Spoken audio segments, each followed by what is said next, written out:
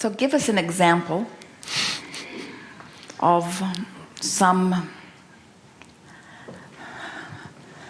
familiar discord. The boys will be playing. We have Jonathan 12, James soon to be 8, and Ethan 4. And they'll be playing, and lo and behold, we'll hear Jamie cry out from the playroom. And I've learned to let that go a little bit. Let's see if they can work it out themselves. 10 minutes later, something more. You could tell from the cry out that is a little bit more serious. You can hear James, saying that it was Jonathan did such and such, and so go downstairs, and Jonathan's got the angelic face on, and Jamie's sitting there with tears running down his eyes.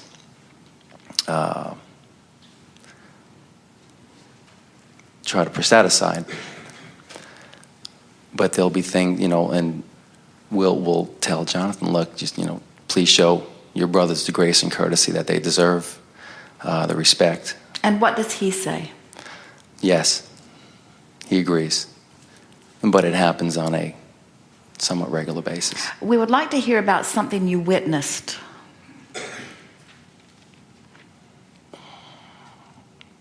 Because when you are coming in after the fact, you don't really know what vibrations led up to it. In other words,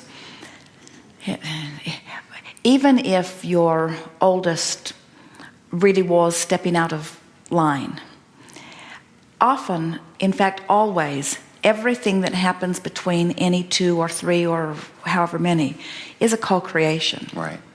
And nobody ever gets something that they're not a vibrational match to. Now, we know in this physical world it is so easy to see the big one beating up on the little one. Mm-hmm. But there's some reason that the big one wants to beat up on the little one. And it's not always something overt that you can see. In other words, sometimes it's vibrational. It's an interesting thing with children, especially children who are siblings, especially children who are living wonderful lives like your children are. There is a degree of competition that they feel for the attention and the adoration of parents. And without even meaning to, very often, they are vying for that positive attention. So it's a very common thing, and we can feel some of this here, that there's some co-creating going on, but the tendency for parents is to always assume that the oldest one should be the one who knows better.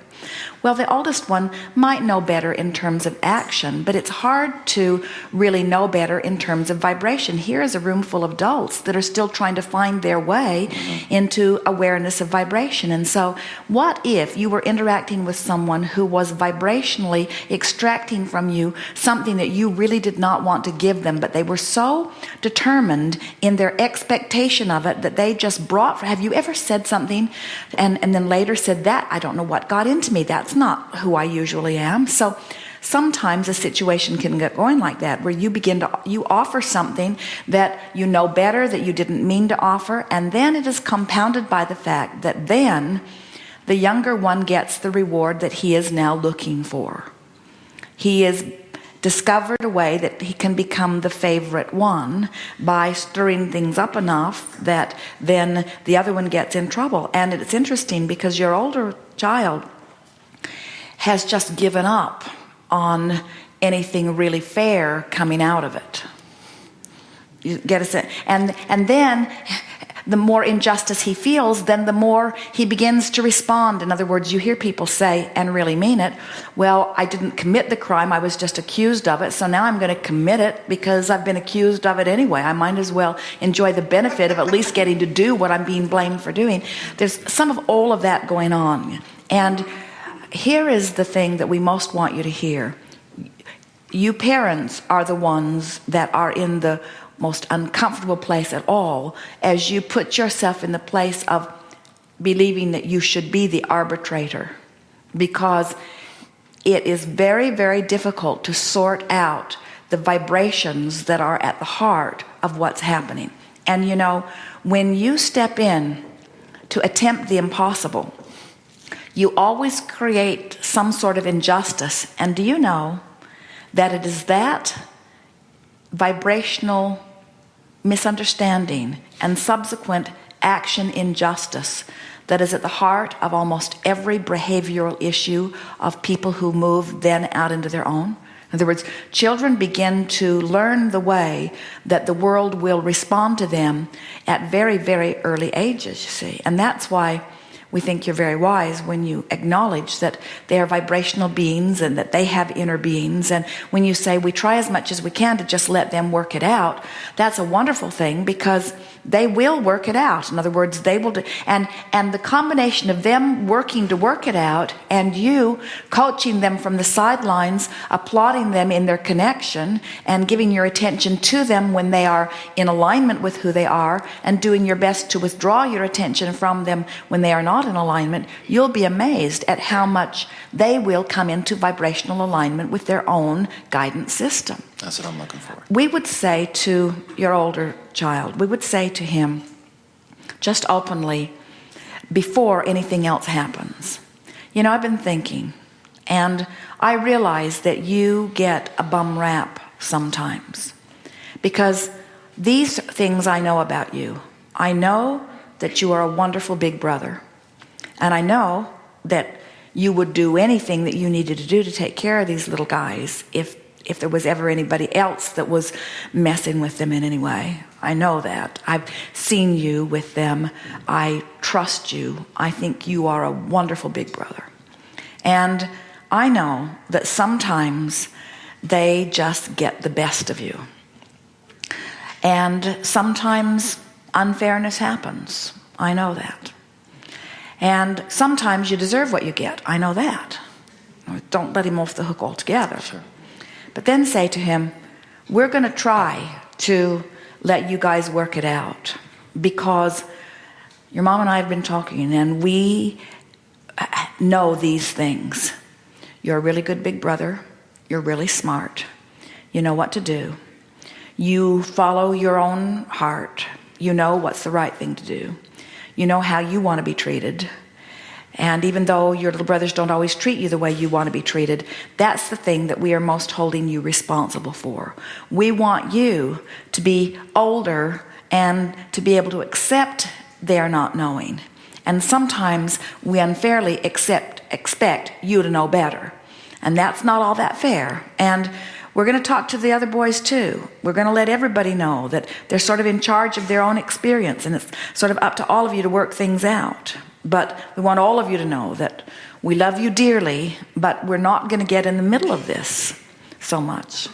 So I'm expecting that things will go better, because I know that you know what to do. Now, what do you think he would say if he heard something like that from you? We know you've offered some of this before. What would he say? I'll try to do my best. I'll do better. And then you say, you always do the best that you can do in the moment. And that's what I'm trying to say to you, say to him. That's what I'm trying to say to you. I'm trying to say that I know that you're trying to do your best, and we're going to help you. We're going to make it easier for you to do your best by trusting you to do your best, and by not assuming right away that you're the one that's wrong. In other words, we're going to do our best to level this playing field a little bit here. Because when you have children, even though they are close in age, the difference between a 4-year-old and an 8-year-old and a 12-year-old, they have very different interests and very different perspectives of themselves in the world. And what happens to the older one is that he feels held back by the younger ones and wants to sort of reach out, and the younger ones feel jealous that they can't go to the place that the older ones are going. So you have to find a way of helping everybody to understand that they are where they are, and where they are is just fine, and you're appreciating where they are, and not try to treat them as a clump of children, but treat them as 3 very different perspectives of 3 very different children, you see. So we don't think we've given you anything that you don't already know, but we want to embellish it a little bit. We want to come back to this topic of Supernanny. After watching the program the other night, Jerry said, Abraham, we would like to talk to you about it. And we said, oh, now you're reaching for supernatural nanny. Because we have an overview that is even beyond that which an outsider coming into the household has. But here is the premise of what Supernanny is doing. Jerry's question is, why does what she does work? So for those of you who have not seen the program, we'll give you a sort of brief explanation. Children completely out of control, usually spitting, hitting, cursing, hitting each other with things, disrespecting their parents. Everyone is miserable. The parents are stressed. The children are having a miserable time. It is usually 2, 3, 4, 5 children, chaos in the household. No one is happy. And the children in every episode Jerry and Esther have watched seem to be in charge. They seem to be, through their tantrums, sort of controlling the behavior of their parents. So the first thing that Supernanny does is teach the parents how to gain control of the situation. But it appears that she's doing it through action, because when the children do not do what their parents have told them to do, they are removed from whatever they're doing, and they're taken to the naughty stair or the naughty stool or the naughty corner or the naughty room. In other words, they're taken somewhere where they're separated from what they really want, and they are forced to stay there. If they remove themselves from the spot, they are taken back to the spot until, like breaking a horse, their will is broken, where they finally give in to the fact that mom or dad or nanny is bigger and stronger, and they've got no choice, so they might as well just give up and give in. That's one aspect of what is happening. The other aspect that is happening is that sometimes a toy is taken from them. They are given a certain number of toys, and every time they're naughty, another toy is removed. And as they watch their toy pile diminishing, they begin to respond more and more positively as they get down to their last toy, because something they want is being taken from them. Now, what we said about all of that is that deliberately depriving someone of something that they want in retribution for them having misbehaved is the exact opposite of what your inner being is encouraging. In other words, your inner being is calling you toward what feels good, not hammering on what feels bad in order to try to motivate you to different behavior. It's sort of like so many of the drug programs where you are encouraged to admit your inferiority and your inappropriateness to such a degree that maybe from that awful opinion of yourself you will not do those awful things again. And we say it is really contrary to the way your guidance system works. But we know sometimes people come to a gathering like this and they will say something like, I've jumped out of an airplane, I'm at 40,000 feet or 20,000 feet or 10,000 feet, I have no parachute, what should I do? And we say, hang on, it will be over soon. Because sometimes there is this last-ditch effort where your vibrations are not in alignment and have not been for a while, and 99% of that creation has become complete. You know that these 99% of the creations are complete before you see any physical evidence of it is true of the things you want and true of the things you do not want. In other words, you're creating all kinds of things that you don't have evidence of, that you're on the brink of, that you can turn around before they manifest. So you don't have to wait until you've jumped out of the airplane and have no parachute. You can turn it around at any time. But often people wait until a manifestation has occurred before they try to turn it around, and then it's harder to turn around. So now we are exaggerating. You don't have anything close to any of this going on in your house, but we're wanting to lay a little basis here for this.